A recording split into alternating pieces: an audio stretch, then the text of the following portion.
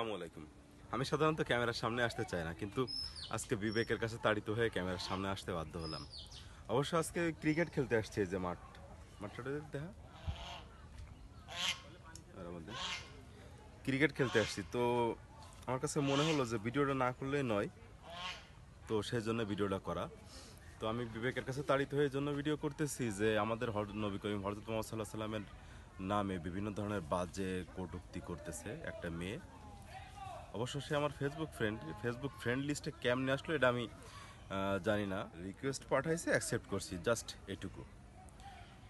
তো আমি এখানে ধর্মীয় কথা বলবো আমার ধর্মের জন্য।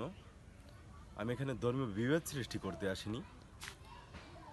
আমি এখানে আমার মুসলমান ভাই বোনদের জাগ্রত করতে আসছি। যদি আপনি হিন্দু, বৌদ্ধ, খ্রিস্টান, বেসিক্যালি যদি আপনি হিন্দু হয়ে থাকেন তো ভিডিওটা স্কিপ করে চলে যেতে পারেন, এখানে আমার কোনো মতামত থাকবে না। আমি এখানে কিছু স্ক্রিনশট শেয়ার করি। অঙ্কিতা দত্ত নামে একটা মেয়ে, সত্য বলা যাবে না কিন্তু আমার সত্য বলতে ভালো লাগে। হযরত মুহাম্মদ নিজের ভাইপোর বউয়ের সাথে বিয়ে করার জন্য নিজের ভাইপোকে মেরে ফেলেছিল, রেফারেন্স আছে। এটা বলে তার কাছে রেফারেন্স আছে আর এই উক্তিটা সে করছে। পরের স্ক্রিনশটটা দেখেন। বাংলাদেশি মোল্লাদের বাল ছেঁড়ার ক্ষমতা নেই, শুধু কমেন্ট বক্সে ধন ধরে টানাটানি করে। কত বড় বিয়াদব মহিলা। Next screenshot. তোরা সত্যমান, তোদের হযরত মুহাম্মদ নিজের বৌমাকে ধর্ষণ করে বলেছিল আমি চাঁদ ফাটিয়ে ফেলেছি। কত বড় বিয়াদব মেয়ে, কত বড় বিয়াদব মেয়ে, চিন্তা করেন আপনারা। যে বলতেছে নিজের নবী করিম সাল্লাল্লাহু আলাইহি ওয়াসাল্লাম, ওই কথাটা আমি আর উচ্চারণ করব না, যেহেতু আমি মুসলমান, আমার বিবেকে বাদে। আমি বিশ্বাস করি পৃথিবীর সর্বশ্রেষ্ঠ এবং সব থেকে সত্যবান ব্যক্তি হচ্ছে হযরত মুহাম্মদ সাল্লাল্লাহু আলাইহি ওয়াসাল্লাম। আর তার নামে এই ধরনের কটূক্তি সত্যি বিশ্বাসযোগ্য না। আর আমি অন্তিকা দত্তকে ডিরেক্ট করতে চাই, মানে আমন্ত্রণ জানাতে চাই ডিরেক্ট ডিবেটে আসার জন্য।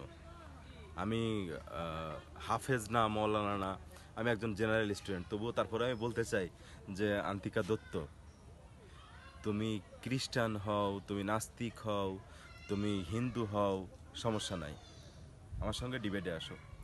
যদি তোমার বুকে পাঠা থাকে সামনে আয়, যদি তোমার বুকে পাঠা থাকে।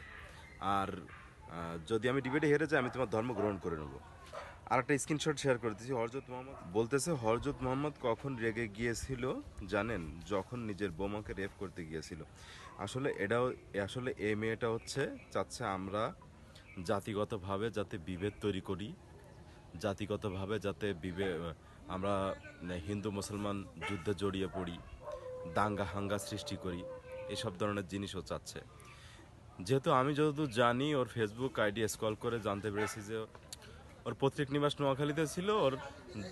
দাদা ওর দাদার ভাই, কি বলে আমি হয়তো জানি না, এরা ওইখানে জমি বিক্রি করে ইন্ডিয়াতে চলে যায় এবং পরবর্তীতে এই দোষটা চাপিয়ে দেয় মুসলমানদের উপর, এবং মুসলমানদের কটাক্ষ করে ও মোল্লা শব্দটা বেশি ব্যবহার করে। আমি ওর একটা পোস্টে আমি একটা কমেন্টস করেছি। পোস্টটা ছিল এমন যে আমাদের ধর্মীয় গ্রন্থ যেটা আল কোরআন, সেখানে নাকি শুধুমাত্র নারী এবং হুরদের নিয়ে লেখা। আমার প্রশ্ন এখানে, ও আসলে আমাদের ধর্মীয় গ্রন্থ আল কোরআন সম্পর্কে বিন্দুমাত্র জ্ঞানই রাখে না। এবং ওইখানে আমি একটা কমেন্টস করেছিলাম ছোট একটা, যে আসেন এইসব ভেদাভেদ ভুলে গিয়ে আমরা আলোচনায় আসি কোন ধর্ম সত্য, আমরা সেই ধর্মকে গ্রহণ করব। আমি আবার ওকে রিকোয়েস্ট করতেছি যে আসেন আলোচনা করি কোন ধর্ম সত্য, আমরা সেই ধর্ম। আমি যদি ডিবেটে হেরে যাই, তুমি নাস্তিক হও আর হিন্দু হও, তুমি যাই হও, আমি তোমার ধর্ম গ্রহণ করে নিব। তবে এইভাবে এইসব পোস্ট করে আমাদের মুসলমান এবং হিন্দু ভাইদের মধ্যে বিভেদ সৃষ্টি করার চেষ্টা করবেন না প্লিজ। Thank you.